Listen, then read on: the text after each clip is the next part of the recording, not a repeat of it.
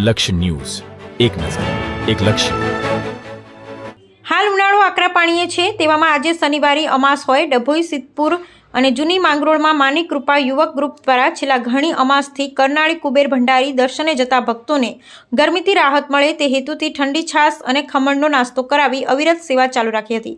ડભોઈ પંથકમાં ગરમીએ હવે માંજા મૂકી છે। લોકો ગરમીથી ત્રાહિમામ પોકારી રહ્યા હોય તેવામાં આજે શનિવારે અમાસ હોય હજારો ભક્તો કુબેર ભંડારી કરનાળી દર્શને જતા હોય છે। ત્યારે સીતાપુર નજીક સ્ટેચ્યુ ઓફ યુનિટી રોડ ઉપર જૂની માંગરોળ ગામના સંજય ઠાકોર, સીતાપુરના પ્રિતેશ ઠાકોર સહિતની યુવકોની ટીમ માની કૃપા ગ્રુપ થકી સેવાકીય પ્રવૃત્તિ છેલ્લા ઘણી અમાસથી ધારાસભ્ય શૈલેષભાઈ મહેતાના માર્ગદર્શન સાથે કરતા આવ્યા છે। ત્યારે આજે 1000 લીટર છાશ અને 500 કિલો ખમણનો નાસ્તો મંદિરે દર્શન કરવા જતા ભક્તોને કરાવી અનોખી સેવા કાર્ય માની કૃપા ગ્રુપ દ્વારા થઈ રહ્યું છે। બ્યુરો રિપોર્ટ નિરંજન ચૌહાણ, ડભોઈ।